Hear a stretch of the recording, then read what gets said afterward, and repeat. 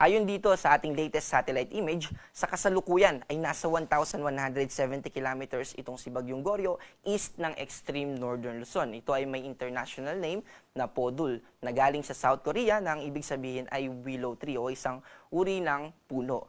At meron itong taglay na lakas ng hangin malapit sa mata ng bagyo o sa sentro ng bagyo na 110 kilometers per hour at pagbugso, bigla ang lakas ng hangin na umaabot ng 135 kilometers per hour.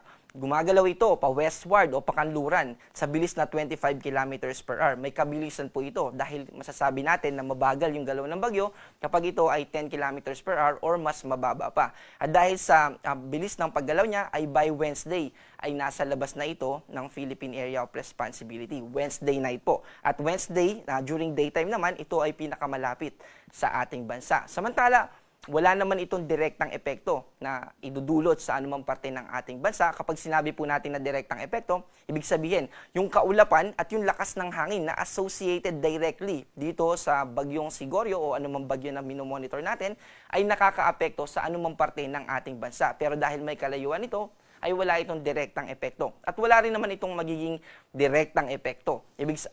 Indirect effect. Ibig sabihin naman ng indirect effect ay kung posible ba na palakasin niya yung hanging habagat dahil may mga tendency din po na kapag dyan nakapwesto yung mga bagyo ay hihilahin niya yung moisture dito sa ating kalupaan at mas lumalakas ngayon yung mga pag-ulan lalo na sa western part ng ating bansa. Pero dahil may kahinaan yung at mas konti yung moisture na associated sa habagat sa kasalukuyan ay walang magiging enhancement na gagawin o walang gagawing pagpapalakas itong si Bagyong Goryo sa ating hanging habagat. At muli po, tulad dito sa binabanggit natin kanina na hanging habagat, ito ay nakakaapekto pa rin sa western part ng Luzon.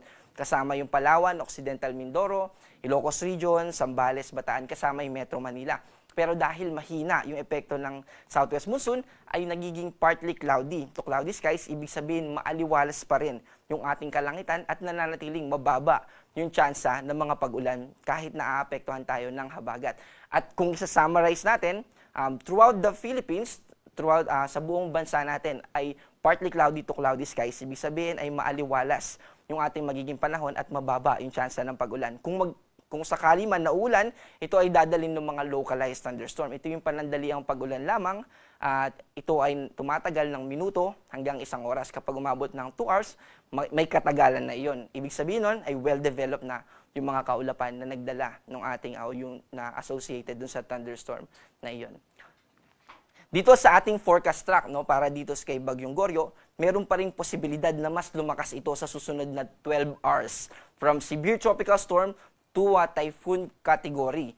At nakikita natin na kapag hindi rin nag-develop ito sa isang typhoon ay mananatili siyang severe tropical storm hanggang sa maglandfall ito papunta sa Taiwan. And by Wednesday night, Wednesday ng 8 p.m. ay nasa labas na ito ng Philippine Area of Responsibility. Also, gusto rin natin i-emphasize itong cone of probability. Halimbawa, ito po yung linya sa gitna nitong shaded part.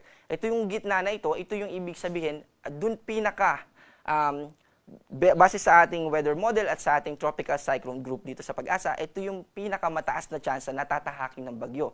Pero itong upper bound and lower bound ay ito yung cone of probability na ibig sabihin, posible pa rin na mag-move dyan yung ating bagyo. At kapag mas nag-southward pa itong movement itong si Typhoon Goryo, hindi natin inaalis yung posibilidad na pwede itong direktang makaapekto dito sa extreme northern Luzon, particular na dito sa Batanes. Kaya posible pa rin na magkaroon tayo ng signal number 1, pero dito lang sa Batanes.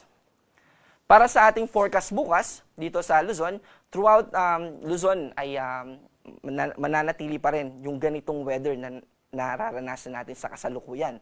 Fair weather, ibig sabihin, mababa yung tsansa ng mga pag-ulan. At agwat ng temperatura natin dito sa Metro Manila ay may kataasan 25 to 32, dito naman sa Baguio ay 17 to 25 at sa Legazpi ay 25 to 32.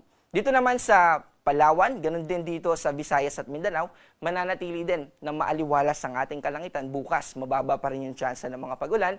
At kung uulan man, ay mataas yung tsansa na ito ay mangyari during afternoon or hapon at gabi. Dahil during daytime, ay doon nangyayari yung pag-init ng ating kalupaan, and then magkakaroon tayo ng evaporation at magte-take time yon para magkaroon ng condensation and then eventually precipitation. Yung precipitation, yun na yung rainfall na nangyayari during hapon at sa gabi. Agwat ng temperatura, dito sa Cebu ay 26 to 32, sa Iloilo naman ay 26 to 32 din, sa Cagayan de Oro ay 24 to 32, at sa Davao naman ay 25 to 33. Wala naman tayong nakataas na gale warning, pero gusto natin pag-ingatin yung ating mga kababayan dahil posibleng umabot ng 1.5 meters yung ating mga pag-alon dito sa extreme northern Luzon. Also, pwede pa rin umabot ng 2 meters yan bukas or sa Wednesday dahil sa paglapit ng si Bagyong Goryo. Pero sa natitirang bahagi naman ng ating bansa ay banayad naman hanggang sa katamtaman na pag-alon yung ating mararanasan. Para sa ating 4-day weather outlook or yung inaasahan natin na panahon sa mga susunod na araw hanggang sa Friday.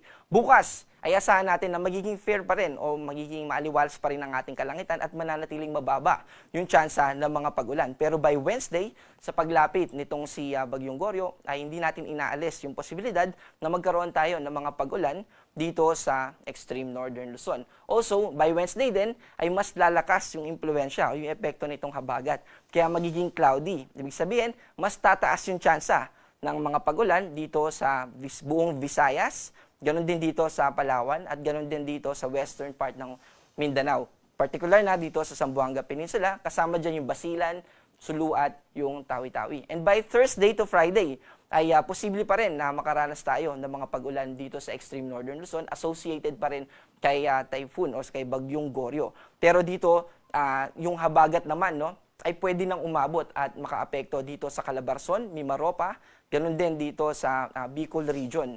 At ganun din naman sa buong Visayas at sa western part ng Mindanao. Zamboanga Peninsula, Basilan, Sulu at Tawi-Tawi. Kaya pinag-iingat natin at pinaghahanda rin natin yung ating mga kababayan dun sa mga nabanggit natin na lugar.